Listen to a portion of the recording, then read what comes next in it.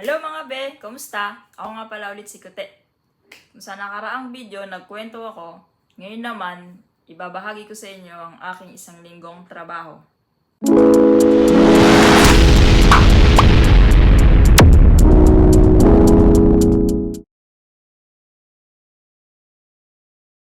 Habang nakasalang pa sa washing machine ang mga damit namin ni Nainay, doon naman ako nagsisimulang kumain ng almusal.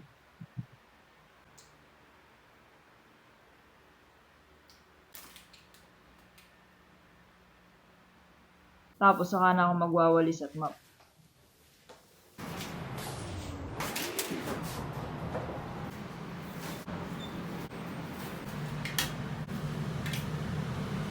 Di ko nga pala ito dito sinasampay, kundi doon pa sa itaas, sa tuktok.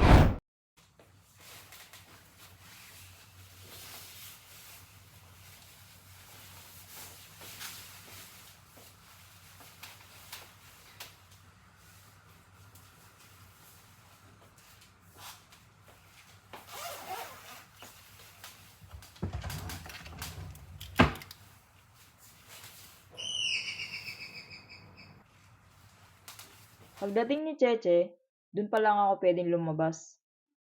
Kailangan ko kasing pumunta ng palengke para mamili ng mga pagkain ko at pagkakasyahin ko yan sa loob ng 1 linggo.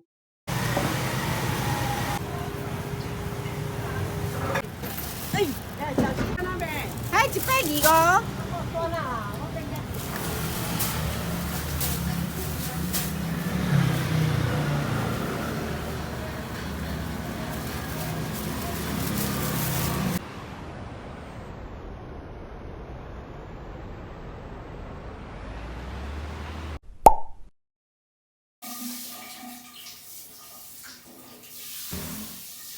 Madalas, sa hapon ko na pinapaliguan si Nainay.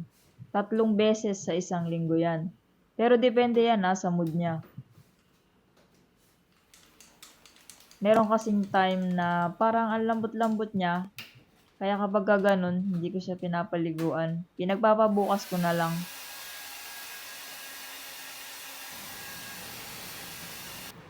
Pero pinupunasan ko yung katawan niya gamit ang basang towel.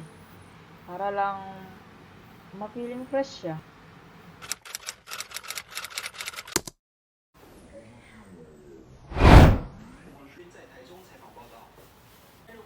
Kapag Webes naman, pinapalitan ko lahat ng bedsheet at punda na gamit namin ni Nainay. Once a week ko lang din ito ginagawa. Tapos kinabukasan ko na yan isasalang gamit ang washing machine. Tapos yung nilalabas ng washing machine na tubig, yun naman yung ginagamit ko panlinis sa sahig ng terrace. O diba, tipid.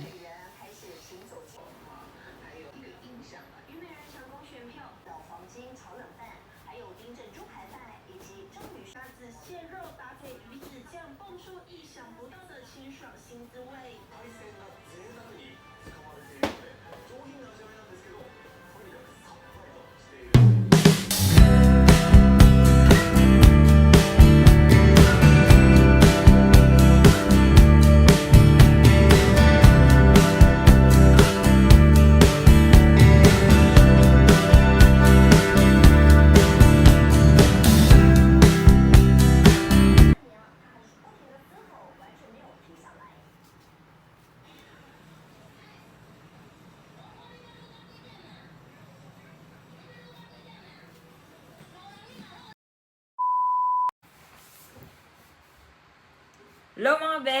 Kamusta? Kung nakaraan, ikinuwento ko sa inyo. Nakakaya.